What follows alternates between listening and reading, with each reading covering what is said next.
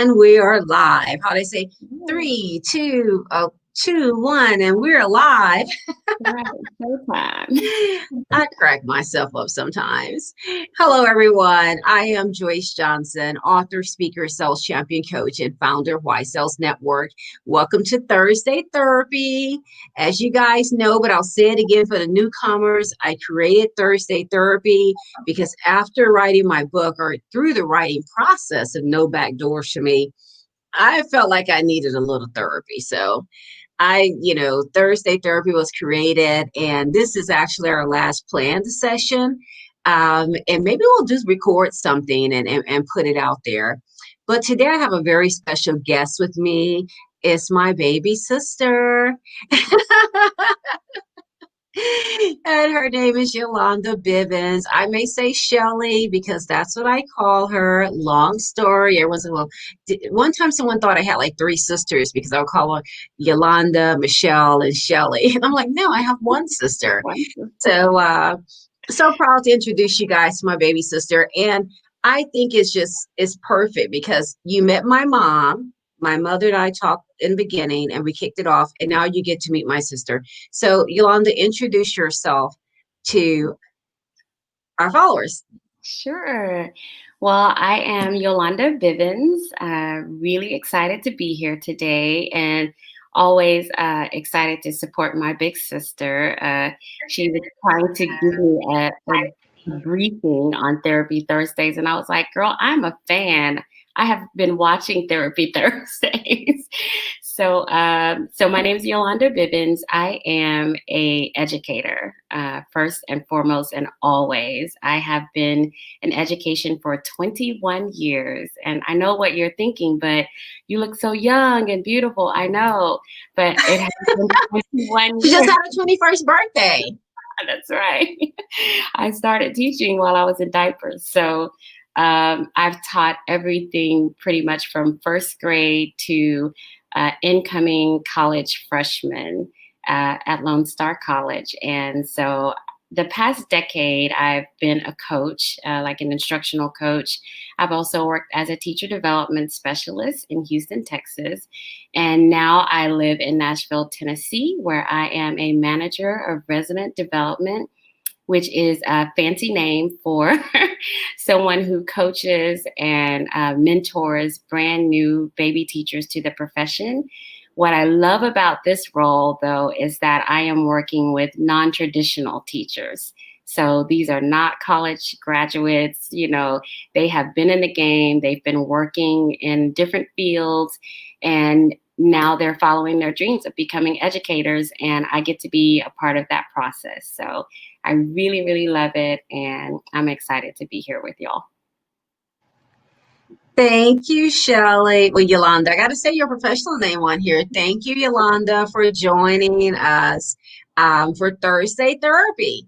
So, hey, again, too, we started this to kick off No Back Doors for Me. So I want to let you guys know you can go to Amazon now and get your copy of No Back Doors for Me. And while you're on my author page, if you like to purchase one of the other books, please do so. But, hey, let's get this party started, as we say. Again, Thursday Therapy, it's about No Back Doors for Me, the book that I wrote about my experiences in corporate life, as a lot of times being the only African American woman at the table, sometimes the only woman at the table, person of color, period. And so, a big part of this book too is about my drive for inclusion, because although I share what took place, I also share how I handled those things, and I also share some pieces about how I really just would like to see an inclusive environment. So, Yolanda, what does inclusion mean to you? What does that look like, feel like for you? Yeah. Well, when I think about inclusion, I think about it under a lot of different umbrellas. Partially inclusion for children, because I've worked with kids the majority of my career.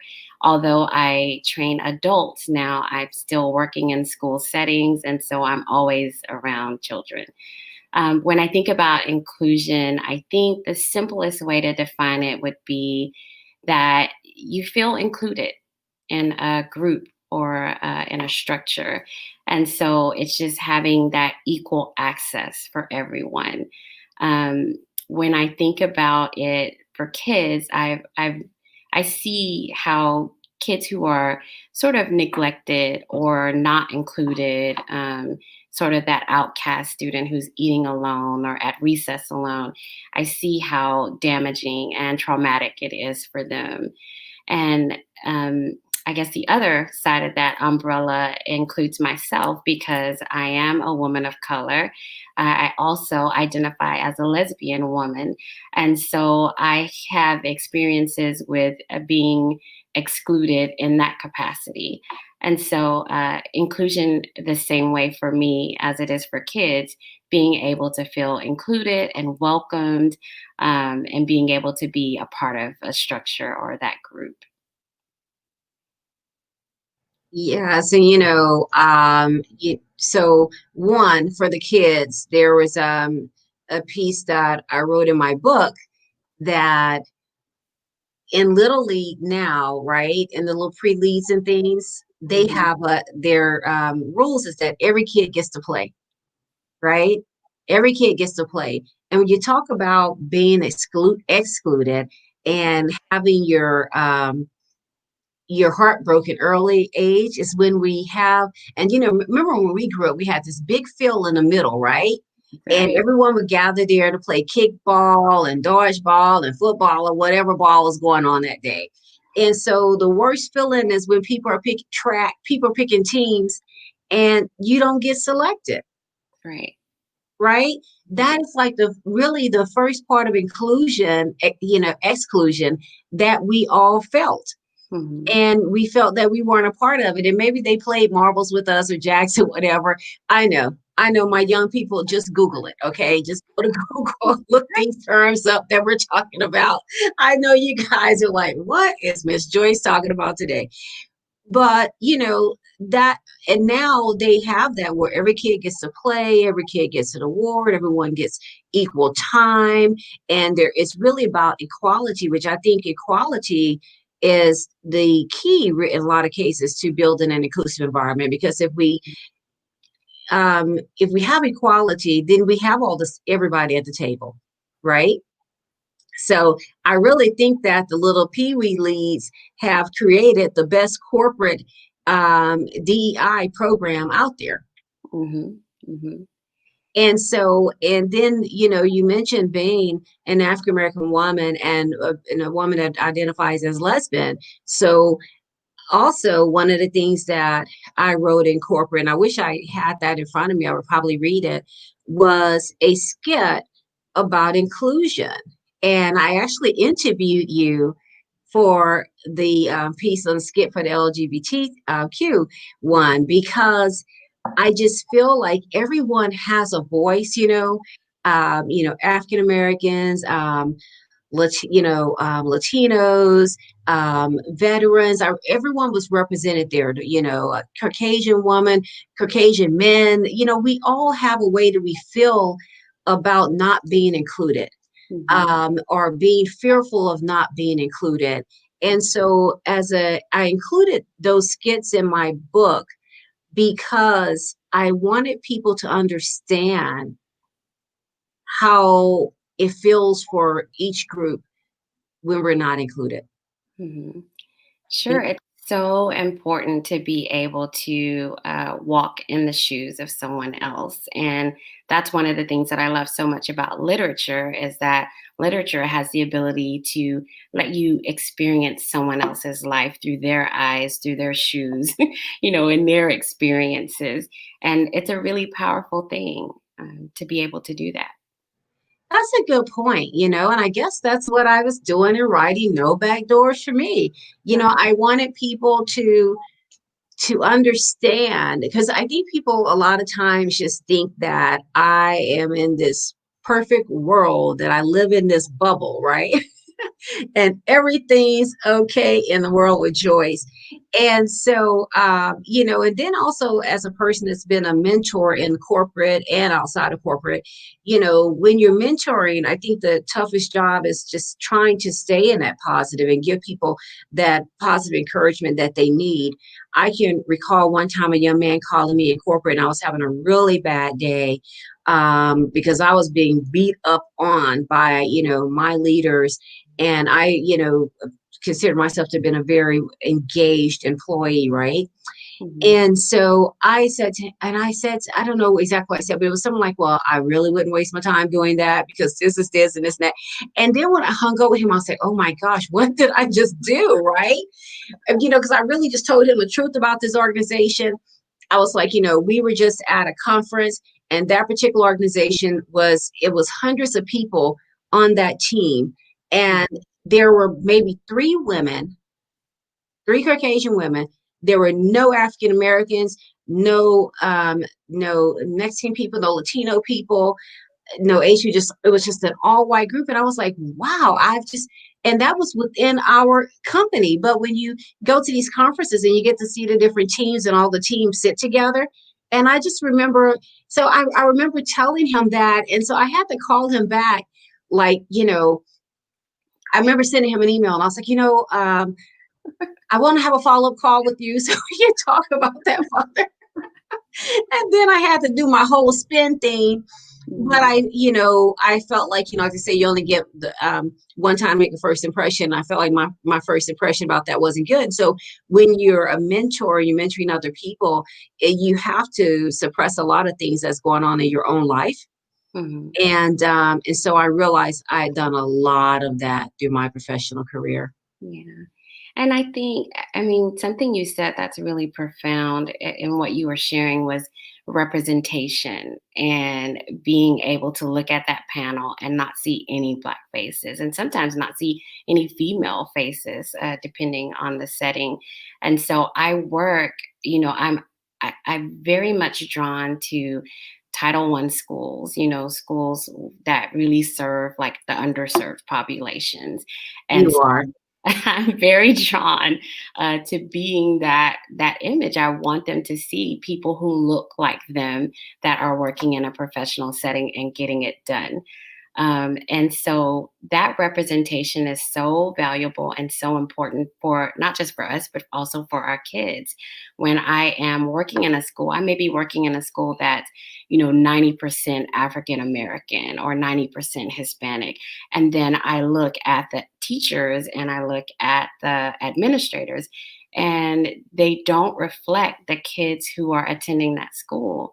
And so it's I've worked with a few principals who get really, really intentional about who they're hiring because they're like, Yes. I need male teachers. If they're not experienced, if they're not the best, I don't care. I will train them, I will coach them, I will support them because I need my males to see men of color who are educated and who are getting it done.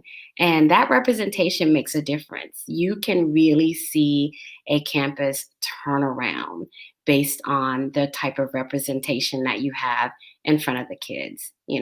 We have to let them know that is capable, that they can do it, and they need to be able to see it and see it often in order to really believe it. That's so true. And then when you take that and you grow up, right? And then and you go to and if you attend a college that's a predominantly white college or something, then you haven't seen it as a kid and you haven't seen it in college. And then you go into corporate and you still don't see it. And so you have to be digging really deep to get what you're looking for out of it, right? Mhm. And so we have a brother, Irvin, and I was talking to him because I was sharing about how the counselor in high school was trying to put all the young African American girls in typing and sewing and homemaking and things, and I really don't know where his drive has come from, because he's saying that since he was a little boy he knew he was going to go to UT and go to college, right? And he was saying how when he went in to talk to the counselor, and the counselor was trying to give him wood shop and things, because I took metal welding, so I know I can weld. People laugh when they find that out, but I can do it. I feel like I can really still do it today. But anyway, he said that he told him, "Don't, I'm not I'm not taking those classes. That's a waste of my time. Give me a calculus class for my elective. Give me something else for my elective. Give me econ or something." And I was just like, wow, right? And so, but for other people, I just don't, know where they would get that from, right? And then and just growing up in Galveston, Texas, where we grew up, which is a small island 40 miles south of Galveston, we had a Black city manager. And so in my mind, that was kind of like it, the city manager, the type of government that's in Galveston, the city manager is a person that really makes a lot of the core decisions, and probably definitely earn more than a mayor and all those. So I always wanted my brother to go back to Galveston and be the city manager. That was the theme for me. I'm like, yes, my baby brother's going to come back to Galveston. He's going to be a city manager. And so, but just to say, there was representation there. There was something that I saw that I thought was great. And, and I wanted my brother to be that, because in my eyes, it's like, oh my gosh, Black man, city manager. Oh yeah, my brother's going to do that. Yeah, I enjoyed one of the things that you said was like, where does that start, or where do you get it from? And it starts early. I can remember my first conversation with mom about college. I believe I was 4 years old, and I did not have a good understanding of what college was, but I knew I was going. You knew you were going. 4 years old. I didn't know what it was. I was like, okay, I'll go to whatever that college thing is. Uh, but it wasn't even an option. She didn't even discuss it that, in a way that was, well, if you go or if you decide to go, it was when you go to Yes. college. And then, of course, I had the benefit of having my older sister take me to the beautiful campus of Prairie View A&M University, and just, EVU. oh my goodness, I remember walking onto that campus and seeing all of these beautiful, intelligent people of color all in one space, hundreds of them. Like, they're all here. Thousands. Like, this is phenomenal. I can't wait to come here. And so it starts early with that representation and having those role models in your life. For me, it was you and it was mom, kind of showing me the way and letting me know what the possibilities were for my life. But for some kids that don't have that, it's their teacher, it's a mentor, it's a neighbor, it's a church member, but somebody really taking the time to pour into our youth that here, there are a lot of possibilities out there. And let me tell you about some of them. And let me show you, and let me introduce you to some people who are out here getting it done and making it happen.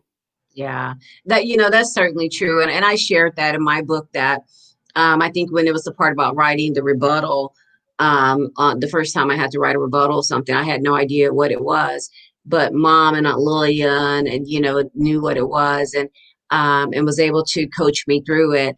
And, and I said that manager, I think she was in shock when she got it, right? She was just like in shock, because she's like, it was almost like she leaned back in the seat like this, like, who done taught this little Black girl to write a rebuttal? And it's like, I didn't have to go far because it was at home, and it's such a blessing to have that at home, because a lot of people don't, Mhm. and but I think that we have done, at least I like to think that we've done a good job sharing what we've learned, and sharing our family, and sharing within community, and being those mentors, and reaching out. I know that now you cook often for a group of kids. Why don't you tell us about that? Well, there is an organization here called Launchpad, and we're huge into trying to find ways to give back. And so, being in this new community, we've only been in Nashville for about a year and a half. We didn't, have any connections to our regular organizations that we volunteer with, and so I received an email about an organization called Launchpad that provides shelter to homeless LGBT youth. There are a lot of kids who, once they come out to their parents and to their families, they're basically kicked out of their homes and not allowed to live there anymore. And so they end up on the streets. And so this amazing organization, it's been providing lodging and housing for them. And initially, they had a big space that they were using. But then once COVID hit, they had to separate them. And so they had to move into hotels. And that made it a challenge for getting food. And so they were reaching out to the community for people to prepare meals. And I was like, well, hey, I know how to cook. I don't have a lot of experience cooking for large amounts of people But because we have some people in our family that have experience cooking for large. so I called up Cousin Joe. Cousin Joe was a chef at the San Luis Hotel for years. And so I called Cousin Joe and I said, hey, Joe, I want to make meatloaf for 20 people. And he's like, all right, get a pencil. Here's what you need. What you need to do.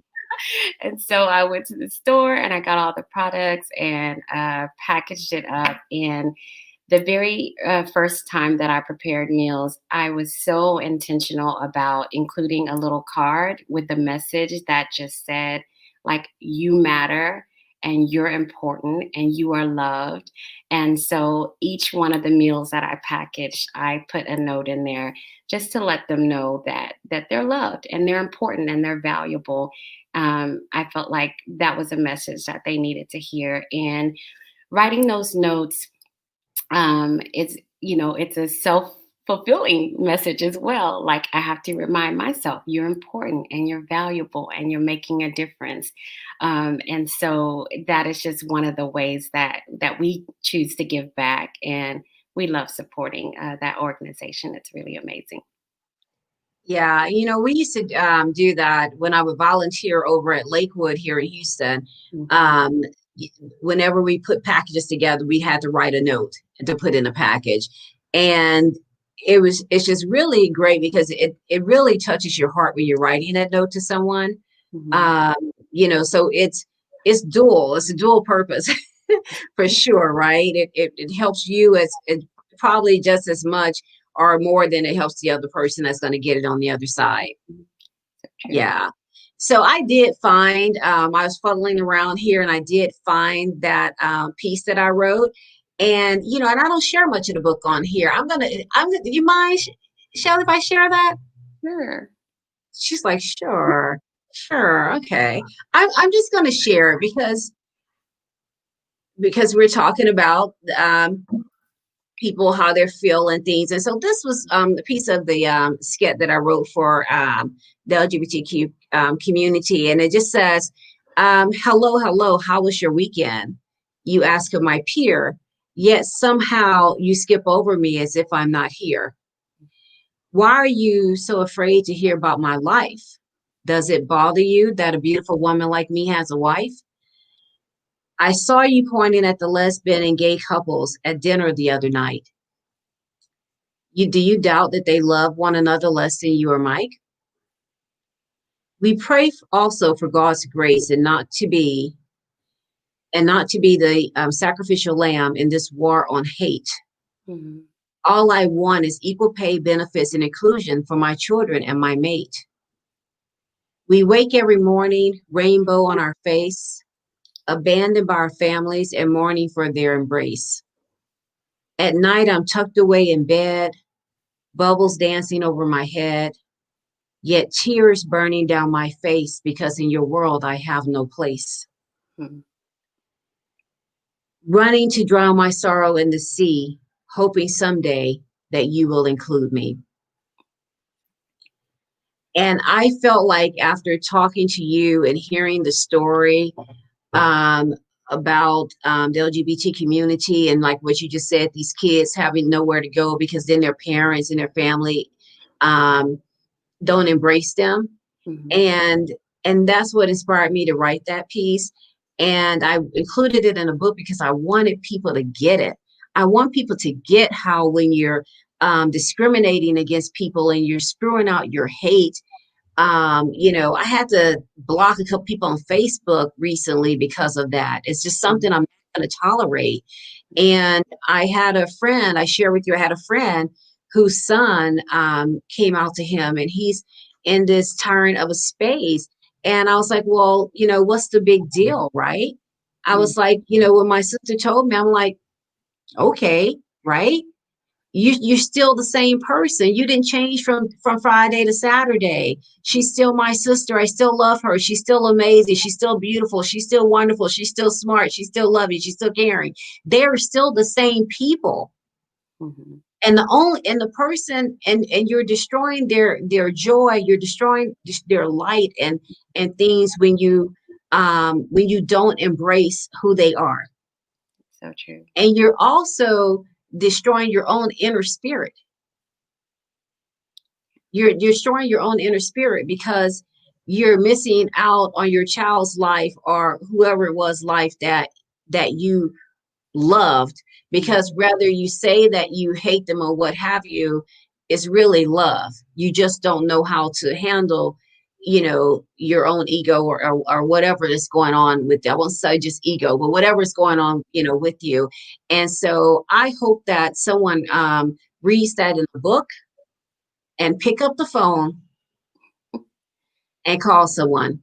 Me If too. they've left anyone outside their life or not, or turned their back on anyone, I hope it encourages them to pick up the phone and call someone. Me too. I One of my favorite quotes regarding that says like, you're not a failure as a parent if your child is gay, but Mm, you are a failure as a parent if you stop loving them because they're gay. And so, absolutely. that's our job. Our job is to love our kids. Our job is to be there for them.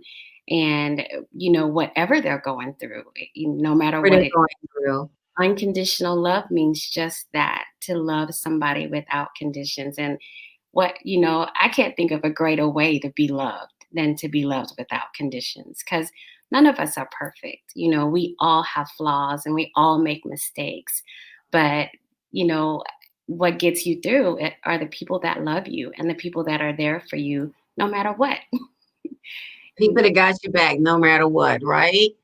That's you right. know and that's what we've been taught in our family and I mean, even people who are even our cousins. People say about our cousins all the time, like, y'all really close. It's like we have this weird type of love, right? We have this, it's a strong weird type of love between me and my siblings and my first cousins. We all grew up together, and it's just that it's a bond that we have. And in my last book, I remember in my acknowledgments, I acknowledged all the spouses for putting up with our love, because I know that we have some crazy love, amongst us, and every family doesn't have that, and we're so blessed with that, and every family doesn't have it. And if you're coming into our family and and you're new into our family, sometimes people feel uncomfortable because they think we're weird. It can definitely be overwhelming. I mean, Yes. my partner, we've been together 6 years, and when the first time she came home with me, we walked in. Of course, everybody's there, and everybody's hugging her. And Everybody's hugging you. he's a little bit introverted in that way, and so it was a lot of hugging. And then when we got ready to go, the hugging started again, and she leaned over to me and she said, but we already hugged everybody. You gotta hug again, and you gotta say I love you. Brace yourself, because you're about to hug Right? all these people one more time on your way. If we talk on the phone 3 times a day, we're gonna say I love you. That's right. That's And that's just, And so as we wrap up Thursday therapy and my story about no back doors for me and just the my contribution to and what I've wanted to do in corporate mentorship for inclusion and diversity, I hope that that there's been a takeaway for people, and I hope everyone go get the book. It's on Amazon now, and I just hope that everyone learned from it. And if you are the person that's been silent about things, we really need for you to find your voice, because sometimes the silence is what's is worse than anything else if you don't call people out on their stuff, right? That's right. And then again, and if you are that person that has, you know, experienced where you're that unconscious bias person, that hopefully your conscious picks up on things that you can do differently to approach it. We all have unconscious biases. I said in the book, you may read some in the book, right? And say, Joyce, that's kind of bias. Okay, I'm human. I'm not perfect. I mean, believe it or not, I'm not, you know. But um, you know, I really hope that that you've had a great takeaway from Thursday therapy. And I've also said before, I believe in therapy. I believe in being able to go talk to someone and have someone listen. If you write in a letter to yourself, whatever it is that gets you through, and believe in something greater than yourself. Believe in something greater than yourself. Mhm. But I believe in therapy. Get what you need to help you and your family to have your peace of mind and for you to be strong. Thank you guys for joining week over week. I appreciate it. To my baby sister, I miss you. She's in Nashville now. She's so amazing. Thank you for joining. Thank you for everything that you've added to my life and just always being a part of my greatest joy. I love you. Thank you. That's it for Thursday Therapy. I am Joyce Johnson, author, speaker, sales champion, coach, and founder of Y Sales Network. Make it a great year. Mwah. Bye. Thanks for having me.